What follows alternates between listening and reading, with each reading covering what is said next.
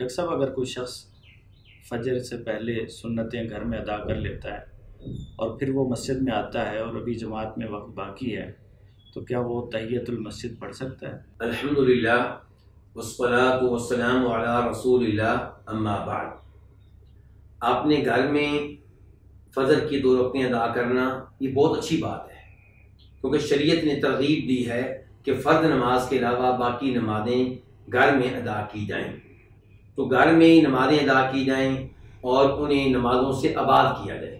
اب سوال یہ ہے کہ ایک آدمی نے گھر میں فجر کی 2 رکعتیں ادا کر لیں اور اس کے بعد وہ مسجد میں آیا ہے اور جماعت قائم ہونے میں ابھی وقت باقی ہے، تو وہ کیا کرے؟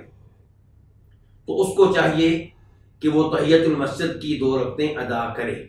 عمومی طور پہ فجر کی اذان کے بعد فجر کی 2 رکعتوں کے علاوہ دیگر نوافل کی ادائیگی کو اچھا نہیں سمجھا گیا، لیکن تحیۃ المسجد کی 2 رکعتیں ان کی بہت زیادہ اہمیت ہے، تو یہ ادا کی جائیں گی وقت کوئی بھی ہو۔ اور اس معاملے میں نبی علیہ السلام کے الفاظ بہت واضح ہیں، صحیح حدیث ہے، بخاری مسلم کی حدیث میں سے ہے کہ اذا دخل احدکم المسجد فلا یجلس حتی یصلی رکعتین، کہ جب تم میں سے کوئی مسجد میں داخل ہو، یہاں پہ الفاظ کیا اس معلوم ہے؟ اذا، جب، یعنی کوئی بھی وقت ہو، جب تم میں سے کوئی مسجد میں داخل ہو تو 2 رکعتیں ادا کیے بغیر نہ بیٹھے۔ اس لیے آپ مسجد میں آئیں مکروہ وقت میں یا اس وقت میں جو مکروہ نہیں ہے، تحیۃ المسجد کی 2 رکعتوں کا اہتمام کریں۔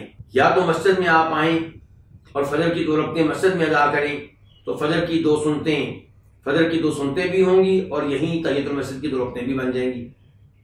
اور اگر مسجد میں آپ آتے ہیں اور جماعت قائم ہو چکی ہے تو یہ فرض نماز تحیۃ المسجد کی نماز بھی بن جائے گی۔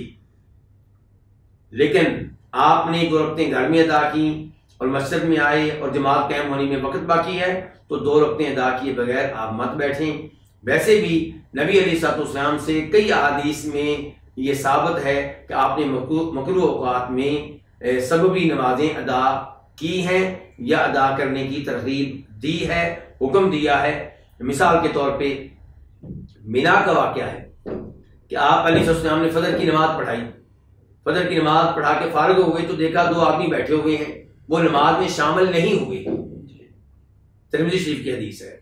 تو آپ نے ان سے پوچھا کہ تم لوگ نماز میں کیوں نہیں شامل ہوئے؟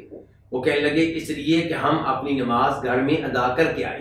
تو آپ نے کہا آئندہ اس طرح نہیں کرنا، جب تم نماز پڑھ کر آؤ اور مسجد میں نماز ادا کی جا رہی ہو تو اس نماز کا حصہ بن جاؤ، یہ نماز ان کے بعد والی نماز تمہارے لیے نفل نماز بن جائے گی۔ اب آپ ان 2 سے کہہ رہے ہیں جو فجر کی نماز پڑھ چکے تھے کہ تم آ کر جماعت میں شامل ہوتے اور یہ تمہاری نفل نماز بن جاتی۔